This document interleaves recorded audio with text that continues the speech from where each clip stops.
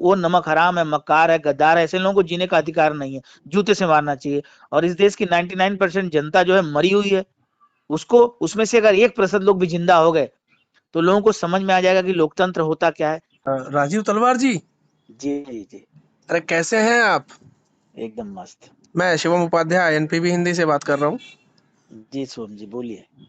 लोकसभा का चुनाव आ रहा है तो हमें लगा कि आप तो जरूर चुनाव लड़ेंगे। चुनाव ये देश की पार्टियों के लिए हो सकता है, नेताओं के लिए हो सकता है, हमारे लिए ये चुनाव कभी नहीं रहा है। बस मेरा एक मकसद है, जिस मकसद को पाने के लिए मैं इस युद्ध में कूद जाता हूँ और हमेशा कूदूंगा, जब तक जिंदा रहूंगा चुनाव लड़ता रहूंगा। अच्छा, मतलब आपका मोटो क्या है चुनाव लड़ने का? जब मैं जेल में था तो पहली बार जब जेल गया था तो तब तो बहुत लोग हमको नहीं जानते थे, बहुत कम लोग जानते थे। तो मैं जेल में ही सोचा कि 3 चुनाव लड़ूंगा, जिससे कम से कम आजमगढ़ में हमको लोग जान जाएंगे। हाँ, और तीसरा चुनाव जब मैं लड़ने जा रहा था तब तक मुझे पूरा भारत लगभग जान चुका था। हाँ। और और चुनाव में चर्चा मिलती है, वोट नहीं मिलेगा लेकिन चर्चा मिलती है, तो इसलिए मैं और यहाँ तक अब तक मैं छठवां चुनाव मेरा ये होगा, लोकसभा का तीसरा। हाँ, अच्छा, जिस लोकसभा मकसद का जिस तीसरा। हाँ, जिस मकसद के लिए मैं ये काम करता था वो 99% मकसद पूरा हो चुका है। और अगर इस देश से मुझे 500 मर्द मिल गए जो उनको खुशी खुशी बिना लालच 100 रुपया प्रतिमाह दे सकें, तो इस देश में कुछ ना कुछ नया जरूर करूंगा। तो वो मतलब आपको ही पैसा क्यों दें? अब ये लोगों को सोचना होगा कि राजीव को देना चाहिए कि नहीं देना चाहिए। हम्म। देने वाले हैं, दे रहे हैं। अगर इस देश के सरकारी कर्मचारी को, मंत्री को, विधायक को इस देश के लोग पैसा दे सकते हैं, उनकी मजदूरी दे सकते हैं, तो दुनिया का सबसे अच्छा मजदूर राजीव तलवार है। राजीव तलवार से बढ़िया मजदूर इस दुनिया में अगर कोई हो तो मुझे कोई बताए। और उसके बाद भी अगर राजीव तलवार को लोग मजदूरी नहीं देंगे तो मेरा कुछ नहीं जाने वाला है, इस देश को दूसरा भगत सिंह नहीं मिलने वाला है। तो आप अपने आप को भगत सिंह कहते हैं? मैं भगत सिंह बन चुका हूँ, लेकिन ये बात केवल शेरों की समझ में आएगी, अ, अच्छा चूतियों आप के नहीं समझ में। अच्छा आप मर्द खोज रहे हैं, जो आपको पैसा देगा वो मर्द है। नहीं, बाकी। ऐसा नहीं, ऐसा नहीं, ऐसा हाँ। नहीं। देखिए, ऐसा नहीं, जो हमको जान रहा है हम्म। अगर वो हमारा हमारा समर्थन करे या विरोध करे, वो मर्द हम्म। हो गया। हम्म। हमको 100 रुपया महीना दे चाहे मत दे, अच्छा, ठीक। और मतलब समर्थन या विरोध करने वाला चाहिए। हाँ भाई, जो समर्थन या विरोध नहीं कर सकता वो जिंदा नहीं, वो नमक हराम है, मक्कार है, गद्दार है, ऐसे लोगों को जीने का अधिकार नहीं है, जूते से मारना चाहिए। और इस देश की 99% जनता जो है मरी हुई है, उसको उसमें से अगर 1% लोग भी जिंदा हो गए तो लोगों को समझ में आ जाएगा कि लोकतंत्र होता क्या है, आजादी होती क्या है। हम आज भी गुलाम हैं, सिर्फ आजादी मिली है लेकिन अंग्रेजों से। और ये बात इस देश के चूतियों को पता ही नहीं है। अच्छा, तो निरहुआ आजमगढ़ से चुनाव जीत चुका है एक बार, दूसरी जी बार अब यहाँ पर 2024 के लोकसभा में भी शायद वो खड़े हों। तो आपको आपका राह आसान दिख रहा है यहाँ से? देखिए, हमको चुनाव में वोट नहीं मिलेगा, मैं ये जानता हूँ। अच्छा, लेकिन आपको पता है कि वोट नहीं मिलेगा? हाँ, मुझे मालूम है कि वोट नहीं मिलेगा। और मैं पहली बार लोकसभा में 2204 वोट पाया था।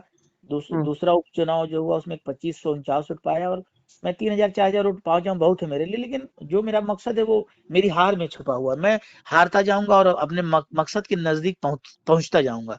मुझे ऐसा लगता है, हो सकता है मैं गलत हूँ। नहीं तो ऐसे तो फिर कब तक आप चुनाव लड़ेंगे? नहीं, मुझे लगता है कि धीरे धीरे वो 500 मर्द मुझे मिल जाएंगे। और फिर मैं जब काम शुरू करूंगा तो भारत के लोग राजीव तलवार को प्यार देंगे और फिर धरती पर वो होगा जो होना चाहिए। भारत में कुछ ना कुछ चमत्कार जरूर होगा। ये मोबाइल ऐसा हथियार है जो बहुत कुछ करवा सकता है। आप क्या चमत्कार करना चाह रहे हैं? मतलब क्या भारत में ऐसा क्या आप घुमा देंगे कि आपसे घूम जाए? आप बताइए कि समाज की सबसे बड़ी जरूरत क्या है? अगर मैं आपसे पूछूं कि समाज की सबसे बड़ी जरूरत क्या है तो आप क्या उत्तर देंगे? सबसे बड़ी जरूरत तो इस वक्त मुझे राजीव तलवार समझ में आ रहा है कि समाज की सबसे बड़ी जरूरत राजीव तलवार है। लेकिन क्या ये बात आम आदमी समझ पाएगा? अब इस बात को तो समझाना पड़ेगा, ये आपको हाँ भी। हाँ। हाँ। तो हो सकता है अगर 500 शेर को ये बात समझ में आ गई तो 5 लाख लोगों को समझ में आ जाएगी। और अगर ये समझ में आ गया तो दुनिया में वो होगा जो आज तक दुनिया में कभी नहीं हुआ, जो दुनिया का कोई विद्वान सोच ही नहीं पाया। तो मोदी जी एक वर्ल्ड लीडर के तौर पर मीडिया में छाए रहते हैं और लोग चर्चा करते हैं। मोदी जी को दे, लेकर राजीव तलवार क्या क्या कहेंगे? देखिए, दुनिया में कोई भी नेता नहीं है। इस देश के चूतियों को और दुनिया के चूतियों को ये पता ही नहीं कोई नेता नहीं, ये सब के सब लोग व्यापारी हैं। और ये व्यापार करने आए हैं, हम लोग को उल्लू बनाते हैं, मूर्ख बनाते हैं, और हम लोग दिन रात पार्टियों की चर्चा करते हैं और देश और समाज के बारे में कुछ सोच ही नहीं पाते हैं। हम तो पहले नहीं जानते थे, अब मेरे समझ में आता है कि ये जो जंगल में रहने वाला मनुष्य है, जानवर था, वो आज भी मनुष्य नहीं बन पाया, आज भी वो जानवर है, पढ़ा लिखा जानवर है, बोल रहा है, लेकिन सोचने समझने की शक्ति खत्म हो चुकी है। हम लोग अपने एक वोट की ताकत जान ही नहीं पाए, हम लोग अपना ही भला नहीं सोच पा रहे हैं, और दिन रात मोदी मुलायम मायावती करते हैं, राहुल गांधी करते हैं। तो आपको लगता है कि ये जितने भी नेता हैं, ये नेता नहीं, व्यापारी हैं? एकदम व्यापारी है, इसमें कोई दो राय नहीं है। लोगों को चर्चा करना चाहिए, पैसा पैसा बांट के, बेवकूफ बना के, चुनाव के बाद कोई नजर, कोरोना देखिए, कोरोना काल ने ये साबित कर दिया कि इस देश में कोई नेता नहीं है, अधिकारी नहीं है, सब मरे हुए लोग हैं। इसी इसी समाज से तो ये सब निकले हैं। तब एकदम मरा हुआ, पूरा समाज मरा हुआ है, पूरा देश मरा हुआ है, और इस देश को जिंदा कोई कर सकता है? कौन कर सकता है? ये देश के लोगों को सोचना चाहिए, और नहीं सोच पाते तो मत सोचे। आने वाली पीढ़ियां उसी तरह चिल्लाएंगी जैसे हम लोग चिल्लाए। तो क्या हमारे बाप, इस देश को जिंदा राजीव तलवार ही कर पाएंगे, इस समाज को? देखिए इस समाज को कौन जिंदा कर सकता है, इन लोगों को सोचना चाहिए। मुझे तो लगता है कि देश की पार्टियां, देश के अधिकारी और इस देश की मीडिया ये काम कभी नहीं कर पाएगी, और ये काम कोई कर सकता है तो मोबाइल, इस देश के 140 करोड़ गधे और राजीव तलवार जरूर कर सकता है। अब 140 करोड़ गधे भी हैं और एक तरफ आप 500 मर्द भी खोज रहे हैं, तो बड़ा मुश्किल टास्क है आपके लिए फिर तो। मुश्किल काम करने के लिए मैं सड़क पर आया हूँ, और मुश्किल काम मुश्किल नहीं होता है, बहुत आसान होता है, और मुझे लगता है कि बहुत आसान है, हो जाएगा। 500 से मिलेंगे, राजीव तलवार को जरूर मिलेंगे। अच्छा, एक सवाल है कि आप कई दफा जेल गए हैं, आपने कई वीडियो में अपने जेल जाने की बात को जिक्र करा है, आपने उसकी चर्चा करी है, जी तो क्या हुआ और कितनी बार आप जेल गए हैं? कुल 6 बार मैं जेल जा चुका हूँ। आखिरी बार कब गए थे? आखिरी बार मुझे लगता है 25 दिसंबर, यही एक साल हो गया करीब। 25 दिसंबर का वो दिन था जब मैं जेल गया था, नहीं छूट के आया था, उससे 15 दिन पहले, मैं दिसंबर का महीना था, हाँ हाँ। पिछले साल 15 दिन करीब जेल में रहा। 2022 2022 में? नहीं नहीं, ये पिछला साल 2023। तो फिर तो मुश्किल से 3 महीने हुए होंगे। नहीं, पिछले साल वही दिसंबर में। वही तो मैं कह इस रहा हूँ। दिसंबर इस हाँ, दिसंबर में नहीं। वही तो कह रहा हूँ, 2022 में। हाँ हाँ 2022 के बाद 23 आया, 23 के बाद अब हाँ 24 में है हाँ मैं। हाँ हाँ। तो आप 5 बार जेल गए, पहली बार आप जेल कब गए थे और क्यों गए थे? पहली बार जो जेल में गया था, मुझ पर आरोप लगा कि मैं बच्चों को गाली सिखाता हूँ।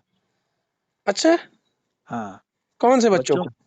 ये मैं स्कूल चलाता था, और मीडिया में खबर आई कि मैं एक वीडियो वायरल हुआ था, हाँ, जिसको देखने के बाद डीएम ने कहा कि, पत्रकारों ने कहा कि मैं बच्चों को गाली सिखाता हूँ, हम्म और वो नेशनल मीडिया पर भी चल गया।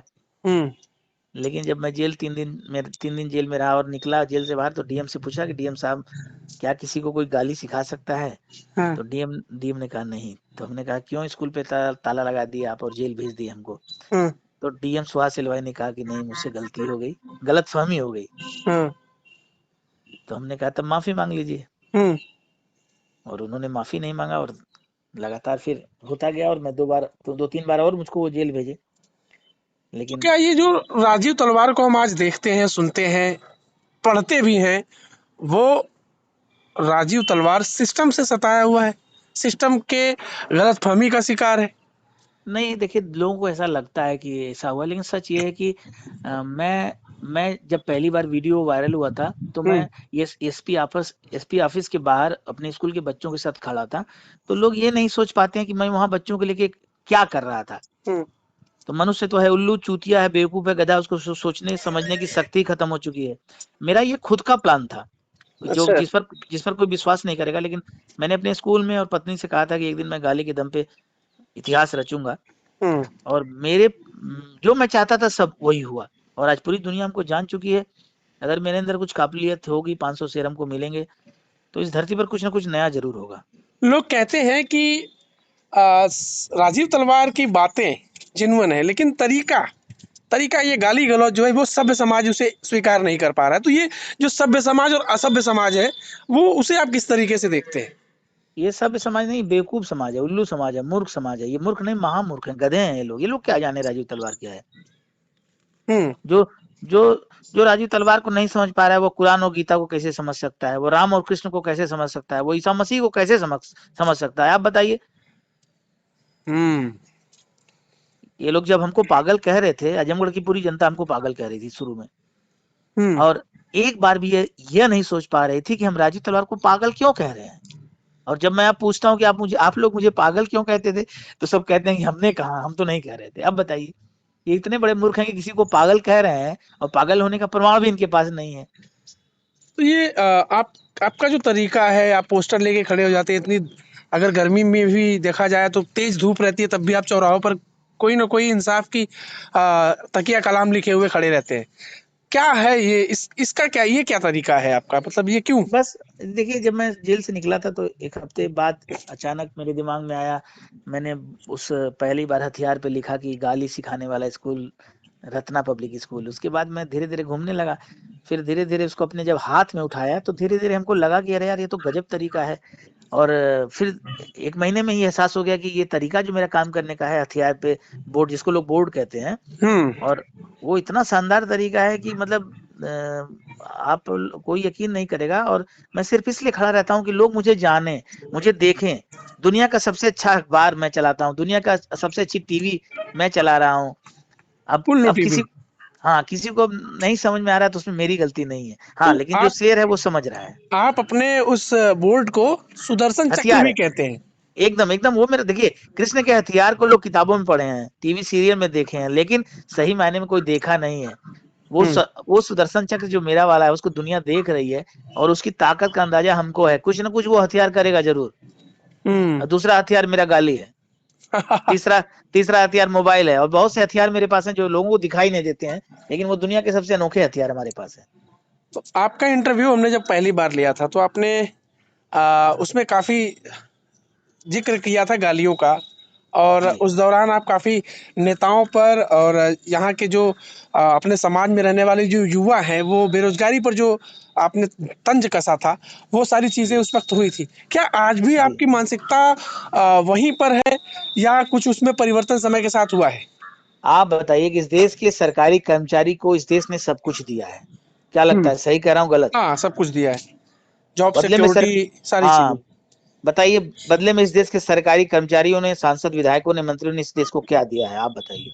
अब मुझसे पूछेंगे तो यही कहूँगा कि देश को बंटाधार करने में इनका सबसे बड़ा हाथ है। तब तब बताइए, जिस देश के सरकारी कर्मचारी, सांसद, विधायक इस देश को कुछ नहीं दे पाए, उसके बारे में दिन रात इस देश के लोग चर्चा करते हैं, तो चूतिया नहीं है, गधे नहीं है, मूर्ख नहीं है।